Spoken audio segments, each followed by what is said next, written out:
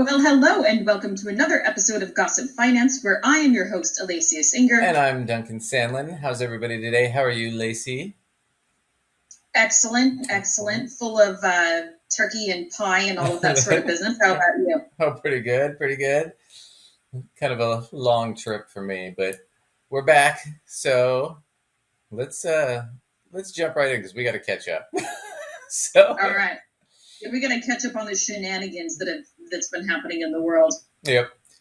So I wanted to open with this. So we covered this last week, I think, and the week before. Markwayne Mullins, he's a senator. He was on the health committee with Bernie Sanders chairs, and he tried to pick a fight with a Teamster, and and it didn't go super well for him politically. But we're gonna watch a little bit of a clip from that real quick, just to remind him. So this is Markwayne Mullins trying to pick a fight with a Teamster. You want to run your mouth? We can be two consenting adults. We can Oops. finish it here. Okay, that's fine. Perfect. You want to do it now? I'd love to do it right now. Well, stand your butt up then. You stand your butt up. Oh, hold on. Big guy. Oh, stop. It was the most bizarre thing I've ever seen because first he says we're consenting adults, which was bizarre because it sounded like he wanted to date me. Then he asked me to fight me, and I'm hearing now he wanted to bite me. And then the last post he made was in front of a cache of automatic weapons where he says anytime, any place. So make up your mind. Do you want to date me, fight me, bite me, or shoot me? It's crazy. So all that happened in real life. A senator threatened a Teamster like that. Oh man. So anyway, so Like, what on God's green earth was he getting so worked up about? Like, yeah, I'm sure they discuss many things where they get upset and whatever, but like that level of hopped up I know. doesn't even make any damn sense at all. Are we 7 and have no emotional control at all? Because if we want to go into like child development, this guy's stunted at like 7. Oh yeah. No, and the thing is the whole thing started with the Markwayne Mullins he's anti-union. He's a trust fund kid, um, and the Teamster basically kind of called him out on the Senate floor and made him look stupid, and so he's been throwing little tantrums ever since about it. But we got a comment about this. We got a bunch of them, but Markwayne Mullins is trying to spin this positively, even though it's been humiliating for him. And this guy wrote us, and I'm not going to say his name, but I guess I could say his handle. His handle's Magic Slim 82. Anyway, so this guy writes us, and of course, I asked him if he wanted to be on the show. Of course, nobody ever takes us up on that. We ask all the time. You can come on and disagree with us. That's fine. But he wrote this because he's defending that guy, Markwayne Mullin. Mullin is built different. Deep dive on this dude and come back. Wore leg braces as a kid. Okay, I looked at that. I couldn't confirm that. Believe it or not, we actually do some research before we spew shit out of our mouths. Anyway, so I don't know about the wore braces. I don't know what that has to do with any of this. Right? I had knee problems as a kid. I don't know what that excuses me from. you know? So, Right. so became an Oklahoma Wrestling Hall of Famer. And that's the top of all states, apparently. Okay. He does have an award, a Hall of Fame award from the state of Oklahoma for wrestling, but not for wrestling. He has it because he's done charity work for them. Not because he's actually wrestled. So he wrestled in grade school and junior high, but not in high school. And very briefly did it in college until he dropped out of college because he took over his dad's multi-million-dollar plumbing company. Mm. So he has it for speaking and awards. It's an honorary award. So it's like an honorary doctorate. You didn't earn anything. They just gave it to you because you gave the college money. The same thing. So there was that. They said he was a 5-0 MMA fighter. It's actually 3-0. But here's the deal. The 3 guys he fought They were all at their like below amateur rank. And the total fighting time was less than 3 rounds. So he never went more than about a round with each guy. Right? Mm-hmm. Okay. This is like you take your 12-year-old to Taekwondo and the tournament, and they fight the kid who taps out in the first round because he hasn't trained, he's not in shape.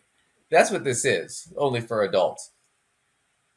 So this is not like he's fighting professional fighters or guys who are been training for years or at least prepping for at least the last 6 months for a fight, right?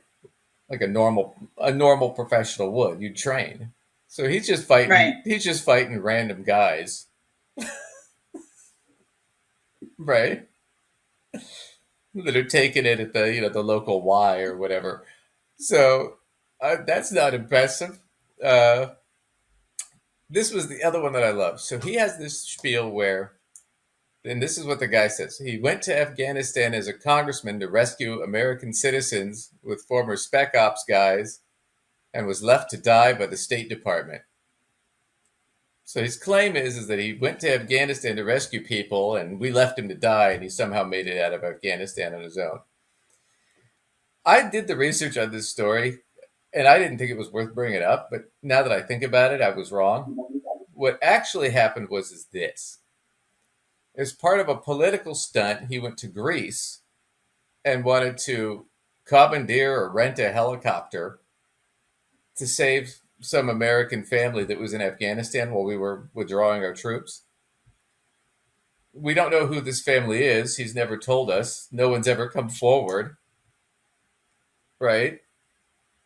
So the whole thing is bullshit because he can't even identify who these people are. Right?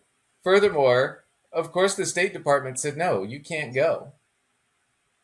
And then he got in trouble because he tried to bribe somebody from a nearby country, to Tajikistan, I think it was, somebody at their embassy to try and let him go. And they reported him because he tried to bribe them to interfere with, I don't know, to do a political stunt that might potentially cost American lives or cost his lives, right? Or his life, right? So the whole thing was just a political stunt, and he's never made it into Afghanistan. He never made it past Greece. So basically, the guy got a 2-week vacation in Greece to try and pull this political stunt, and he's trying to make it sound like he's fucking Rambo. Like he's Chuck Norris going in there to fucking save somebody. Right. So, okay, what I'm going to offer is that the sort of biographical information is all kind of interesting. Right. But I feel like what's the point?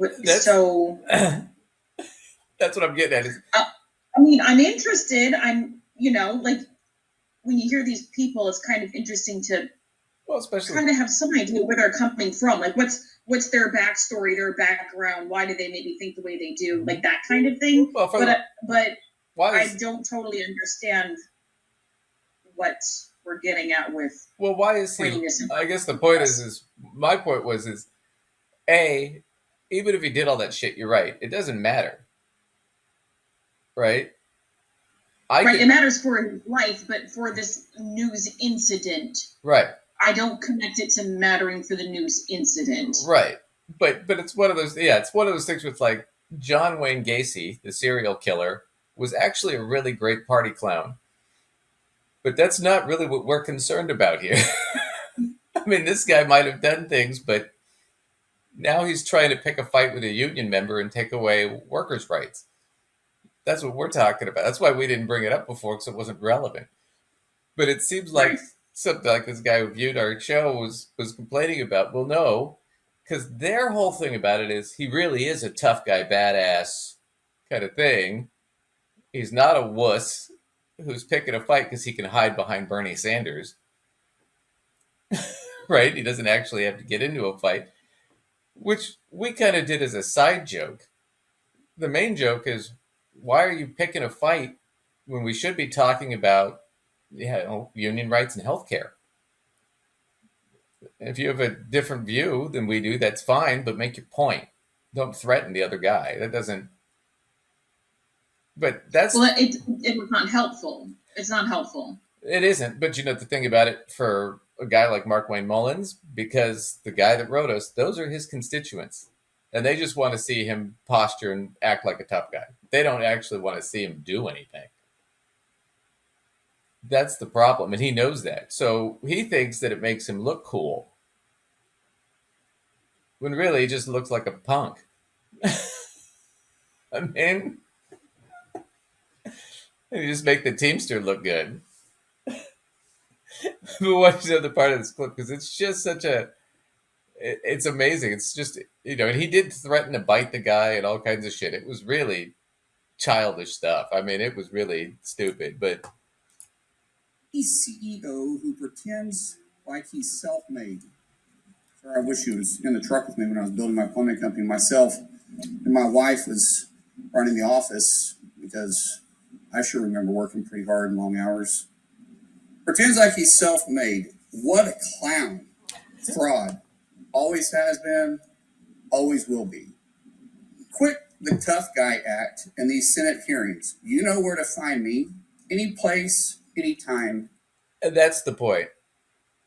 Right there is the Teamster flat out told him, you're not self-made. You inherited all your money in your business from daddy, right? You hid money. You didn't really, you kind of underpaid his employees. You're not some self-made millionaire, right? And you're not a fucking tough guy. You're a U.S. senator. Right. But instead, what are you doing? You're up there trying to posture, and you're lying about your past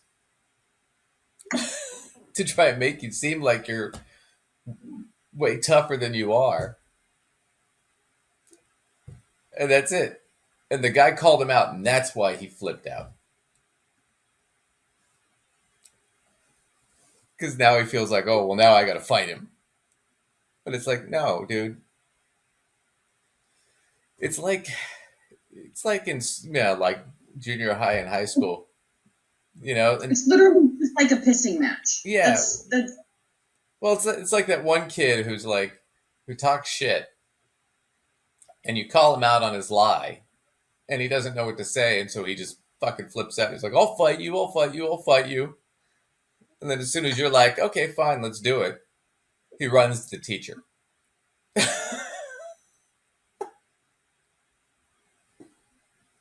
I mean, that's the whole thing. I just wanted to cover that again because we got a bunch of comments about, he really is. He's a tough guy. He went to Afghanistan. He's never fucking been to Afghanistan. He didn't make it past Greece. Don't tell me that he's fucking Chuck Norris because, in some action movie. Because he is. He's trying to sound like he's in Chuck Norris in some fucking action movie, rescuing POWs all by his lonesome. None of that happened. None of that happened. All right, let's move on from this guy. Yeah, I'm done with him. I'm done with him. I'm done with him too. But let's move on to somebody more fun. Let's move on to Lauren Boebert.